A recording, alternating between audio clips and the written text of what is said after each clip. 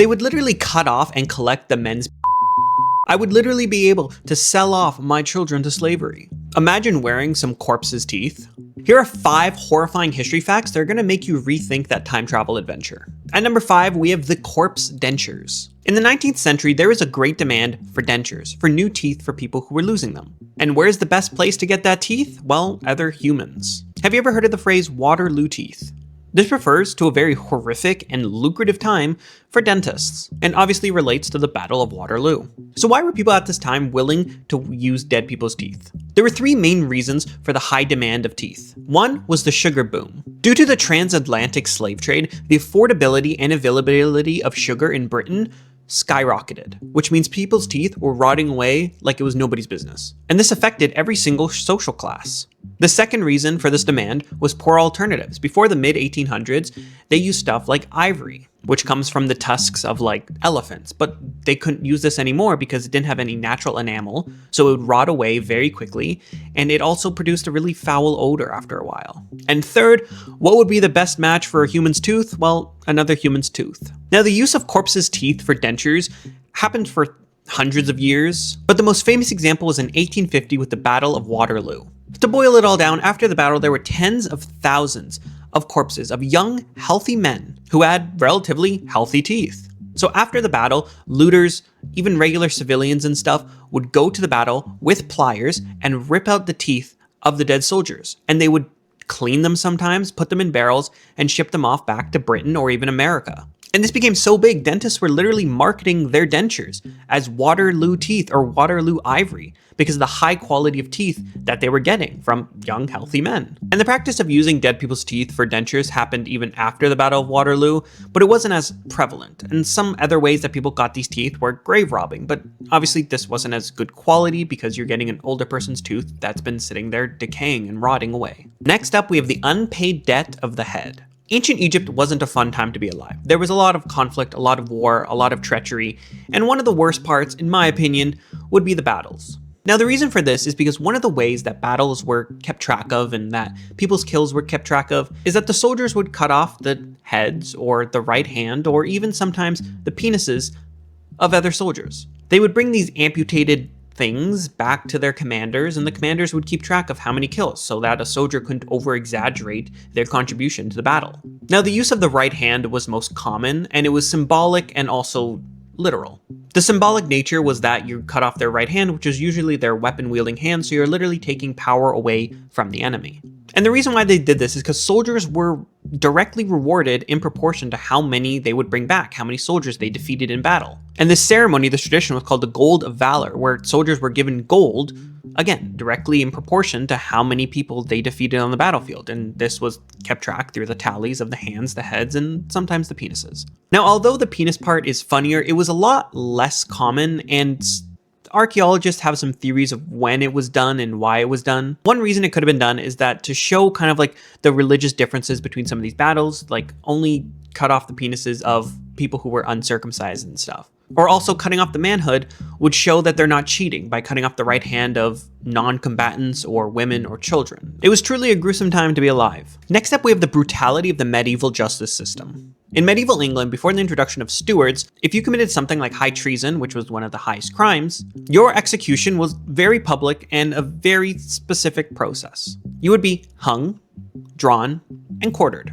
Like I mentioned, this was most popular in England before the Stuart period, so before 1603. And this was only done to people who committed high treason. High treason would be stuff like trying to assassinate the king. Now, this would only be done to men. It wouldn't happen to women or children. Women were usually burned at the stake, which, I mean, wasn't that fun either. So this process obviously wasn't just to execute you. It was a public show. It was to show, hey, if you do this, this is going to happen to you, and it's very, very painful. The process was as followed. You would be hung, and you would be left there until a certain point where you're almost dead or half dead, and then you would be let down. They really wanted to make sure that you were suffering, but that you were still a little bit conscious or a little bit alive so that you could feel what happens next. Step 2 was drawing or disemboweling, which was apparently one of the most painful and hardest parts of this procedure. After being let down from the noose, the victim would then be tied to a wooden frame and dragged to the place of execution, where then they would be cut open while still alive, with their insides and internal organs being pulled out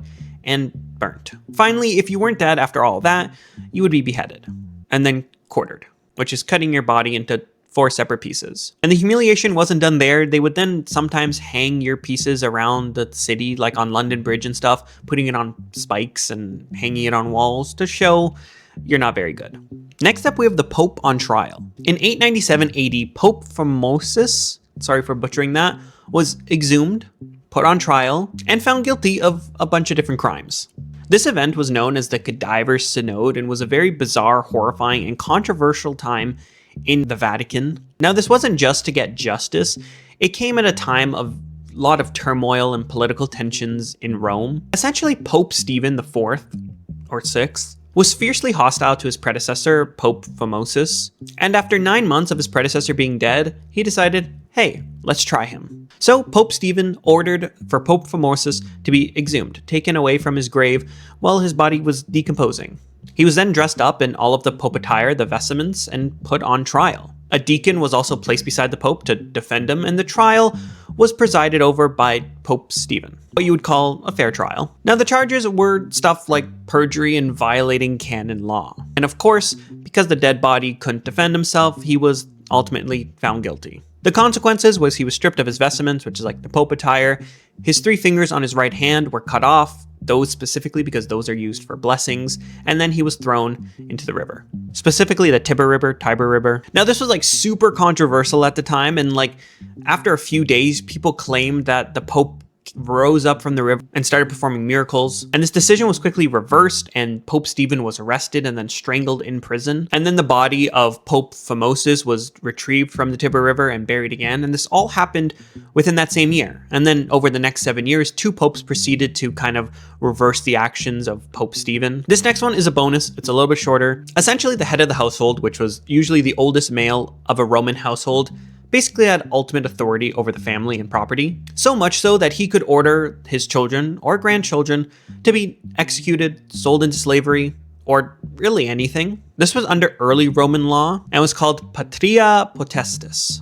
And it included the right to do all the things I mentioned before. It also gave the guy complete authority over marriage, divorce of his kids and grandkids. And it really messed up, but kind of funny thing is that if he sold one of the children or grandchildren into slavery, and then that person who bought that child then freed him, the father then had the authority to sell him back into slavery. Now, this wasn't like an infinite thing. There were some laws in place to kind of limit it, like usually around 3 times. But that essentially means this kid needs to be freed 4 times from slavery to actually have a free life. Now, later under Roman rule, this was kind of taken away and wasn't as prevalent, but it still existed for a long time. The last horrifying history fact is trial by ordeal. Now, we're going back to the religious side because, let's be frank, a lot of scary things that happened in history were due to religious reasons. So before juries became super common and prevalent, people would rely on God's judgment of the guilty. Essentially, they believed that humans' courts, they were feeble, they weren't reliable, so they had to call upon and rely on God's judgment to see if you were guilty or innocent. And like most things, this was very public and it was overseen